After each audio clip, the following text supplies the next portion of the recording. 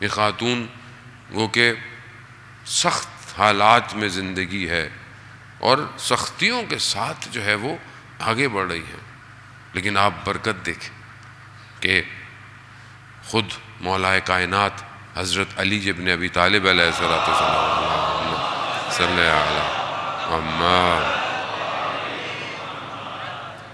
جب اپنی زوجہ کی حالت دیکھتے ہیں کہ پانی نکالنے کی وجہ سے سینے پہ ورم آ گئے، چکیاں پیسنے کی وجہ سے ہاتھوں میں چھالے پڑ گئے، اب یہ سختی ہے، اور گرد و غبار کو دور کرنے کی وجہ سے چہرہ اور چادر جو ہے وہ غبار سے دھج سے بھرا ہوا ہے۔ مولا کائنات نے کہا کہ میں رسول خدا کی خدمت میں جاتا ہوں، کہتا ہوں کہ بہرحال اپنی بیٹی کے لیے کچھ کرے۔ جیسے میں گیا تو لوگ تھے مسجد میں، مجھے شرم اور حیا آئی کہ میں تقاضا کروں، خاموش رہا۔ دوسرے دن خود رسول خدا جو ہے وہ تشریف لائے، کہا کہ علی کل کوئی آپ کی حاجت تھی جو آپ نے بیان نہیں کی؟ کہا یا رسول اللہ مجھے حیا آتی تھی۔ کہا بیان کرو۔ کہا یہ حالت آپ کی بیٹی کی ہے، تو اگر کوئی اس کی مدد کے لیے مل جاتا۔ کہا میں اس سے بھی ایک بہتر چیز دوں گا جو زیادہ کام آئے گی۔ اب آپ دیکھیں کانسیپٹ آف برکت۔ اگر رسول خدا اس وقت ایک کنیز دے دیتے تو کیا آج ہمارے پاس تسبیح حضرت زہرا ہوتی؟ نہیں ہوتی۔ تو رسول خدا نے تسبیح دی، یہ جو تسبیح ہم پڑھتے ہیں رسول خدا نے دی، بی بی کو دی۔ اللہم صلی علی محمد، تسبیح دی، اور یہ تسبیح پڑھے، اور آپ کے سامنے بہترین تاکیبات نماز کے بعد جو عمل کیا جائے وہ تسبیح ہے۔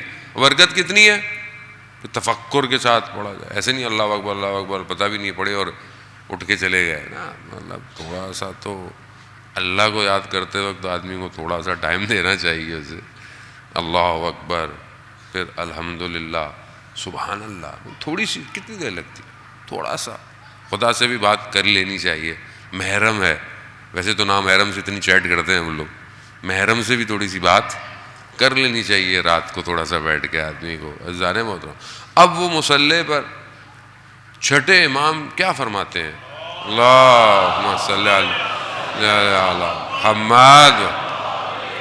امام ارشاد فرماتے ہیں جو نماز کے بعد بلند نہ ہو اور یہ تسبیح پڑھے تو اسے 1000 نوافل، 1000 مستحب جو 2 رکعتیں ہوتی ہیں نوافل، اس کا ثواب ملے گا۔ اور کس کے 1000 نوافل؟ ہمارے نہیں ہیں، یہ امام کے ہیں۔ تو اب آپ سوچیں کہ برکت یہی ہے، تھوڑی سی چیز طول، یعنی ٹائم زون سے باہر آ گئی ہے، سپیس سے باہر آ گئی ہے۔ کمال یہی ہے کہ انسان ٹائم اور سپیس سے باہر نکل رہا ہے، جو بات یہاں کی ہے وہ دنیا میں پھیل رہا ہے۔ کمال یہی ہے کہ برکت اسی کو کانسیپٹ کہتا ہے۔ اضافہ یاد رکھیے گا برکت نہیں ہے، اور ہم تو ویسے بھی ان کو مانتے ہیں جن کے ہاں کوالٹی جو ہے وہ پریفیر کی جاتی ہے، نہ کہ کوانٹٹی پریفیر کی جاتی ہے، کوالٹی ہونی چاہیے۔ کوالٹی تھی 72 میں، تبھی تو 72 تھے، اور آج تک ان کا کوئی مقابلہ نہیں کر پایا۔ تو اس چیز کو بہرحال اپنی زندگی کے اندر شامل کریں۔